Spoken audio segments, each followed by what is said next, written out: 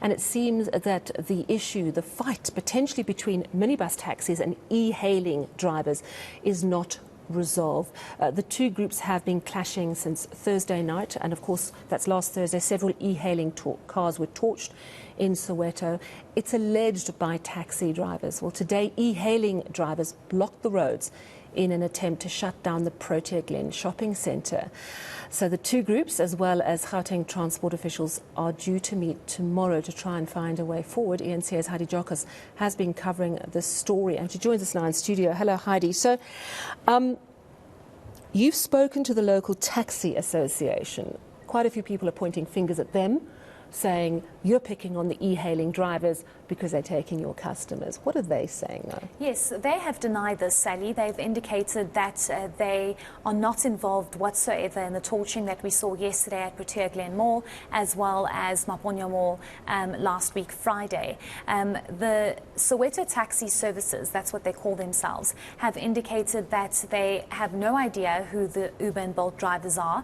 They go about their business, and as I mentioned, they are denying this. Not much was said. We tried to get more out of them, but they've indicated that they cannot work hand in hand with Uber and Bolt because they provide a different service, understandably so. It's a minibus taxi. It's a different kind of service. Yes, it's transport, but Uber and Bolt is obviously a lot different, and it seems as though the two groups are clashing. What the chairman of the Soweto Taxi Services has indicated is that they will only engage tomorrow in a meeting that's set to take place at the Kliptown police station. Again, they've denied any sort of torching or attack on any Uber or Bolt driver.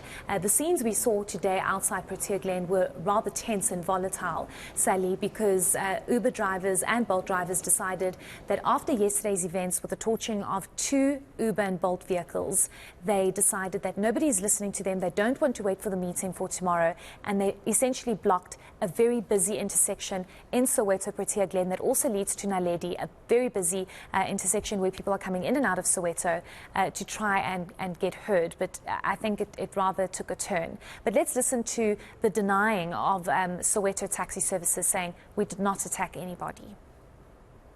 Yeah, I got cool. Not that much. Kodwa nje khona kukancane kodwa nje kusasa sizobamba meeting no MEC namakhansela nabaphathi station no commander kodwa nje kona into yabo asibadinge eduze kodwa ngesikwazi ukusebenza nama Uber nama Bolt asikwazi.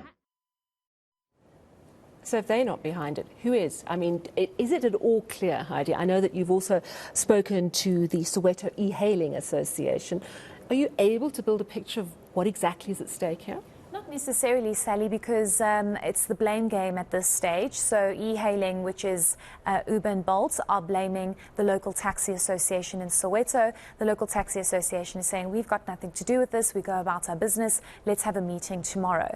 But some serious allegations made by the Soweto E-Hailing Association, essentially saying they have proof that it was indeed a taxi that basically torched those two vehicles yesterday outside Protea Glen. It became tense, though, when the chair of the e-hailing the chair of the Soweto E-Hailing Association decided to go and engage with the Soweto Taxi Association to try and find a solution and to engage. And basically there was a scuffle and he was trying to get away. Luckily, our cameras actually got footage of that, where he then ran to the Gauteng police and said, you threw me into the lion's den, you did not save me, and my life is at stake here. But I think tomorrow's meeting is going to be imperative. Let's listen to what the Soweto E-Hailing Association had to say. It gave us an impression that they want to talk. So when I arrived there by the corner, I could see that I don't see anyone anymore. So when I turned, they gave me a circle.